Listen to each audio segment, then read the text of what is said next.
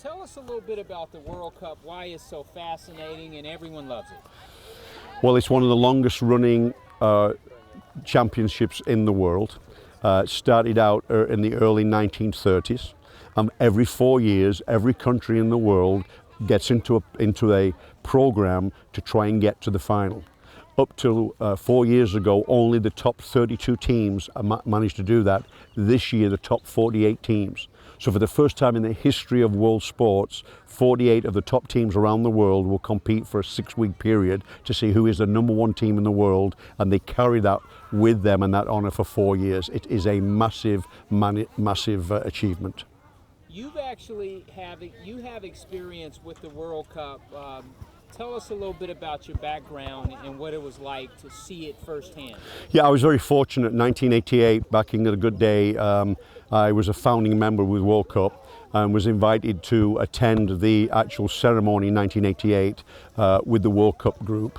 And I worked for 6 years with the World Cup founding program and the state of Florida in helping initiate World Cup, particularly on the Governor's Task Force here. So I managed to go to most of the games, got to the final, and just had a wonderful experience. And then from that, I moved forward with the Legacy Project, working with Major League Soccer. Recently, we noticed some of the elements of the game has changed in terms of they have these water breaks.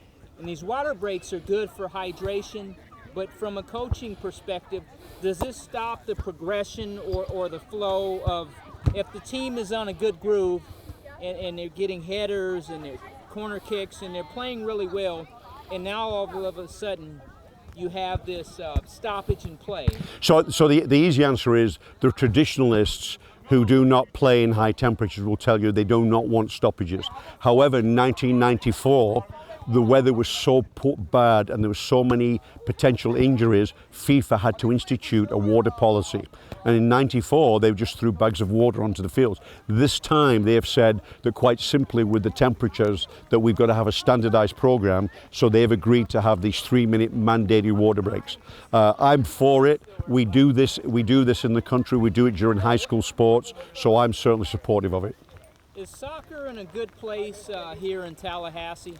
I believe it is. Soccer's growing and it's continuing. We've had a lot of success through our youth programs, and we have a very successful youth program leading into high school. Tonight behind us we've got the girls' high school finishing their season, but we've had a summer program. So yeah, we've got a great opportunity. We're a small market in a lot of ways, and as most people realize, competitive athletes can play multiple sports. So we work very, very hard to develop players, but high school is a very critical part of the game.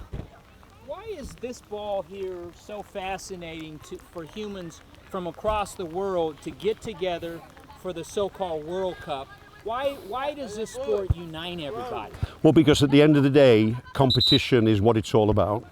And being able to play against another country in a competitive match, doesn't matter what the politics are involved. For that moment, you play and you see a competitive game, people then shaking hands after the game, showing respect for one another. And the real concept is soccer is a game that teaches respect. And respect is something that I think today we should all be thinking about. Is Team USA good enough to win? Team USA is good enough to get, I believe, into the round of 16. And at that point, each game, to try and put 7 competitive games together back to back to back is very, very difficult. And I think Team USA has got some superb players, but any kind of thing or injury, trying to get the same group together for 7 games is going to be very difficult. When you have top-notch players, some of the greatest to ever do it, Mr. Messi, gentlemen like that, talk a little bit about the quality of play and the athletes that we get an opportunity to watch as we eat popcorn. So what's going on right now is it's an ideal dream for FIFA. In the first week, the 5 biggest stars in the world have all produced. Messi scores a hat-trick, Mbappe from France, which is good, Haaland from Norway, Harry Kane just scored 2 goals from England. So these players right now are producing for their teams and for the tournament. And that's what people want to see. They want to see the all-stars show up. In closing, is there anything else you would say about soccer, the World Cup, and this is an exciting time.